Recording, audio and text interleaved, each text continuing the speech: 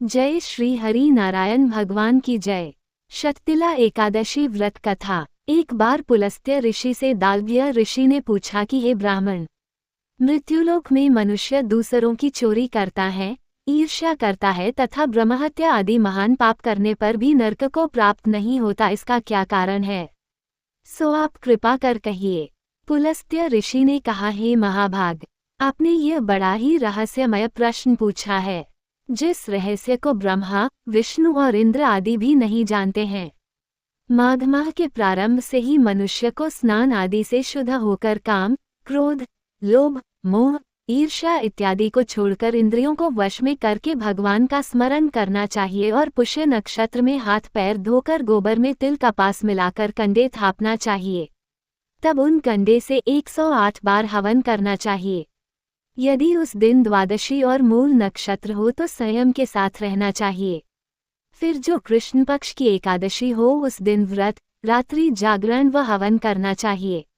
इस एकादशी को शततिला एकादशी कहते हैं। दूसरे दिन में भगवान का पूजन करना चाहिए और खिचड़ी का भोग लगाकर पेठा, नारियल या सुपारी सहित अर्घ देकर स्तुति करनी चाहिए। हे भगवान, मैं आपकी शरण में हूँ। आप संसार में डूबते का उद्धार करने वाले हो। हे कमल नेत्र, हे विशंभर, हे पुंडरीकाक्ष, हे जगत गुरु, मेरे इस तुच्छ अर्घ को आप स्वीकार कीजिए। फिर ब्राह्मण को जल से भरा कुंभ दान देना चाहिए तथा श्यामा गाय और तिल पात्र दान करना चाहिए। इस प्रकार जो मनुष्य जितने तिल दान करता है वह उतने ही सहस्र वर्ष स्वर्ग में निवास करता है।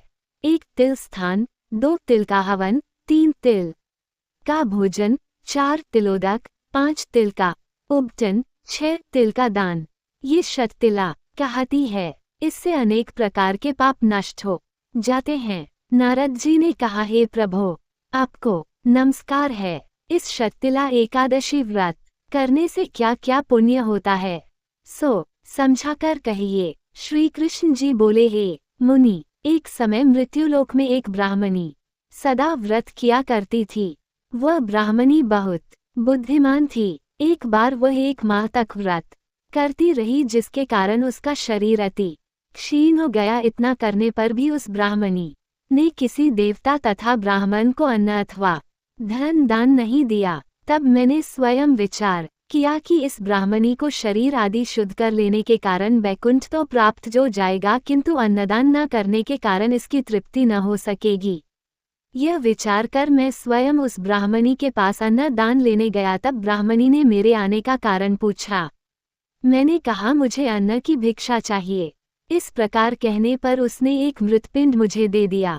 तब मैं उसी मृतपिंड को लेकर वापस चला गया। कुछ समय के बाद ब्राह्मणी अपने शरीर को त्याग कर बैकुंठ में गई।